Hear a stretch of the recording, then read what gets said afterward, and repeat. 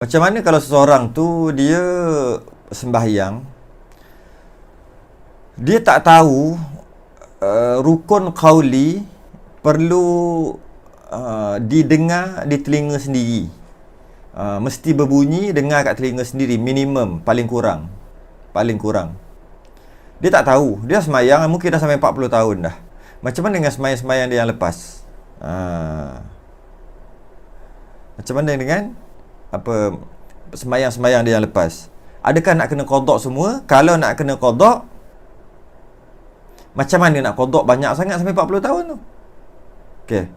Yang pertama, jangan salah faham berkaitan dengan, saya harap-harap ada lah, kalau ada angkat tangan orang tu.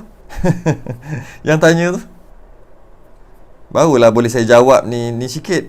Kalau tak angkat tangan, saya jawab pendek. Angkat tangan, saya jawab panjang. Sebab saya cakap nak jawab pukul 10. Kalau tak ada orang angkat tangan, soalan tu saya jawab pendek aja. 3 minit. Dia angkat tangan, saya jawab 10 minit. Oh, panjang. Jadi macam mana? Yang pertama, kita jangan salah faham.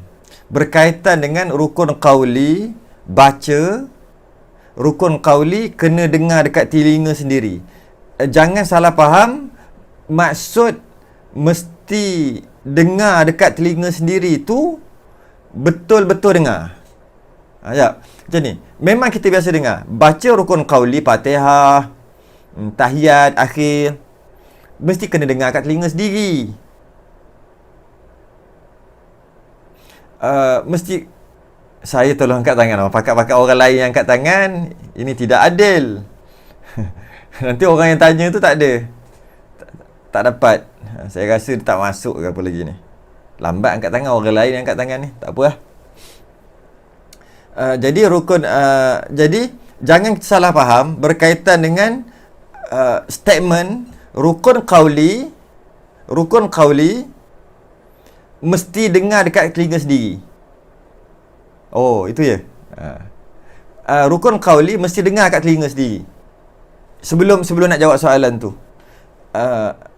bila kita dengar betul dalam kitab ada guru kita sebut rukun qauli mesti dengar kat telinga sendiri. Mesti dengar kat telinga sendiri. Kalau tidak, tak sah. Sebab bila nama qauli, perkataan, dia mestilah dengar. Kalau tu bukan qauli, itu bukan perkataan. Jadi tak sah lah. Betul.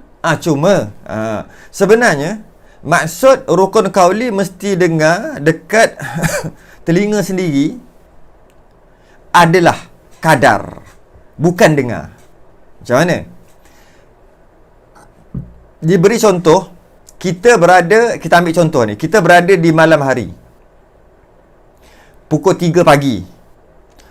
Waktu tu gelap gelita, gelap, sunyi sepi. Kalau siang hari, kita tak dengar bunyi jam dinding kita, ketek, tak bunyi pun siang. Tapi malam pukul 3-4 pagi kita dengar. Sebab apa? Kadang-kadang kita dengar azan tu, azan subuh yang pertama tu ke, jauh tu, surau masjid jauh daripada rumah kita. Tapi kalau Zuhur tak dengar.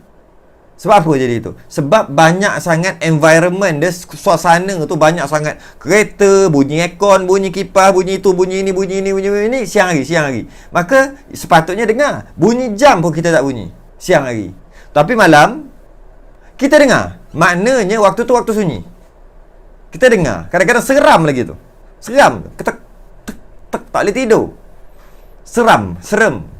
Nak bagi tahunya, waktu tu sunyi. Okey. Ketika waktu sunyi macam tu, di malam hari, waktu sunyi, ketika itu, kalau kita bercakap, kalau kita dengar radio, dengar tu, kita cuma perlu volume yang sedikit saja, kita dah boleh dengar. So, nada yang slow sikit je, kita dah boleh dengar kat telinga kita. Tapi kalau siang hari, tak dengar. Sebab macam tadilah. Ada kapal terbang lalunya, helikopter lalunya pagi tadi, entah buat apa pagi tadi, helikopter lalu terbang rendah pula tu. Lepas tu ada bunyi bas, bunyi motor, bunyi aircon, bunyi kipas, bunyi macam-macam bunyi. Menyebabkan siang hari tak dengar. Jadi kita yang nak ambil kadar tu ambil malam. Bila kita baca malam-malam hari pukul 3 4 pagi ni, sunyi sepi ni, kita baca slow pun dah dengar sebenarnya. Dah dengar. Tapi kalau kita baca kadar itu di siang hari tak dengar. Okey, sekarang yang kata kena dengar tu mesti dengar ke? Tak. Yang kata kena dengar ke telinga sendiri rukun qauli, tahiyat akhir, takbiratul ihram, Fatihah, tahiyat akhir tadi tu, selawat dan salam, 5 rukun qauli ni mesti dengar kat telinga sendiri dengan maksud, bukan dengar, dengan maksud kadar itu boleh didengari oleh telinga kita. Kadar yang boleh dengar. Walaupun tak dengar. Kenapa tak dengar? Bas ada berhenti kat depan tu, dia tak mati enjin, lepas tu tak dengar. Contoh gitu. Cuma kadar itu memang boleh didengari di telinga sendiri kalau tak ada gangguan. Kalau tak ada gangguan. Jadi setiap orang kena test kadar masing-masing. Pukul 3 4 pagi tahajud, cuba baca sepelahan mungkin dan dengar kat telinga. Sepelahan mungkin. Dan ambil kadar tu letak di siang hari. Walaupun tak dengar kat telinga, sah juga kerana kadar itu dapat didengari. Tapi tak dengar sebab environment, sebab persekitaran. Okey, settle kat situ. Kemudian dia pun sembahyang, baca Fatihah, baca tahiyat semua, tak dengar kat telinga. Okey, nak tanya dulu. Dia baca slow macam bisik ataupun slow, dengar tak dengar. Kadang-kadang kuat, kadang-kadang slow. Mungkin sembahyang ni kuat sikit, sembahyang lain tu slow. Sebab dia tak tahu. Waktu tu dia tak tahu. Sebelum nak kata sah tak sah tu kena agak dulu, kena pastikan dulu yang dia kata slow tadi tu slow mana.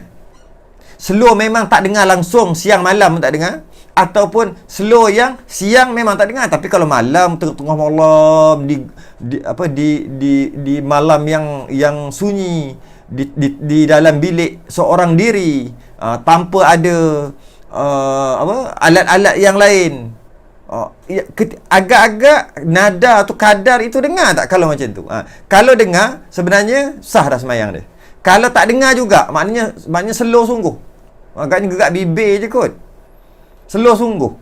Sebab kalau malam hari sunyi sepi pun tak dengar juga kadar itu, barulah tak sah pada mazhab Syafi'i.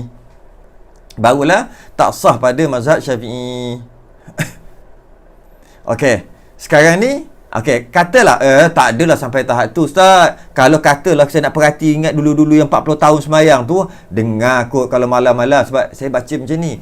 Bismillah. Semua tak dengar lah, tapi sebenarnya saya baca ni.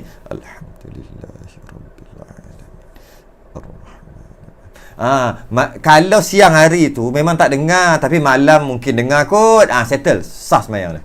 Okey, katakanlah memang tak dengar, memang slow sungguh, ataupun bisik,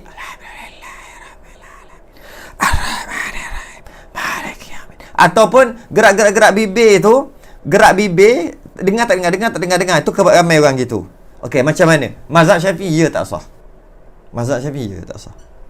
Adakah dia dimaafkan? Tidak dimaafkan, kerana dikira cuai dalam menuntut ilmu. Cuai. Umur 40 baru tahu. Cuai. Okey. Habis tu macam mana? Perlu qada ke? Kalau nak jawab macam ni boleh. Kena qada semua. Boleh. Okey. Kadang-kadang ada kuat, ada slow. Anggarkan. Agak-agak anggarkan, kemudian qada. Tapi fiqh ni luas. Fiqh ni luas. Pada mazhab yang lain, macam mazhab Hanafi, memadai sekadar gerak bibir sikit-sikit tu dah memadai dah. Sah. Maka di sini dapat menyelamatkan mereka-mereka tadi kerana keluasan hukum fiqh tadi. Habis tu boleh ke pakai mazhab-mazhab gitu? Dari segi asalnya nak pakai mazhab macam mana, jangan tukar-tukar mazhab, pakai mazhab Syafi'i lah. Habis tu dalam keadaan sekarang ni nak kena qada ribu solat ni, pening balik. Maka waktu tu luas lah. Saya biasa bagi contoh itu juga dekat Mekah kan, kalau bersentuh kan pakai mazhab lain, sentuh lelaki perempuan tak batal wuduk, boleh tu pakai mazhab lain. Macam tu lah juga kan, kita bayar zakat fitrah kan pakai mazhab lain. Mazhab Syafi'i tak sah zakat fitrah kita bayar. Tak sah bayar duit RM7 sebagai menggantikan beras lah, apalah. Tak sah. Tu elok-elok ada duk buat tu. Kerana apabila perkara itu dah terkepit, idza daqal amru ittasa'a. Bila dah tersepit, maka dia akan jadi luas. Itulah fiqh. Jadi dalam masalah ni, mazhab lain kata sah, mazhab Syafi'i tak kata tak sah. Jadi kalau kita rasa melampau sangat, nak kena qada banyak sangat, kita boleh taklid mazhab lain. Tapi kita nak bagi tahu awal lah, sembahyang yang lepas-lepas tu kualiti tu tak ada lah. Kenapa kualiti tak ada? Sembahyang tak ikut mazhab Syafi'i. Itu pun pakai subsidi mazhab Hanafi. Subsidi aja. Tak ada kualiti sembahyang tu. Tapi adakah perlu qada kalau kita nak bertaklid mazhab lain? Tak perlu. Biarkan. Okey. Itu kalau baca dalam hati terus, yang itu tak ada mazhab, semua kena qada. Baca dalam hati terus. Tak gerak langsung bibir. Itu habis lah. Kena qada semualah. Kena qada semua. Jadi itu dalam masalah fiqh. Saya selalu pesan, dalam masalah tauhid dia tak ada jadi gitu. Dalam masalah tauhid, salah tidak diterima semua amalan. Salah dari segi pegangan, tak diterima semua amalan. Tak diterima semua amalan kita. Tak ada mazhab, tak ada dah. Kalau salah dari segi pegangan, salah dari segi tauhid, salah dalam mengenal Allah, salah meletak sifat-sifat Allah, yang itu habis. Kalau 40 tahun semua tak diterima sembahyang dia. Walaupun sembahyang dia betul ikut fiqh, walaupun dia ikhlas lillahi ta'ala, tak diterima. Sebab kunci dia dekat tauhid. Dan nak bagi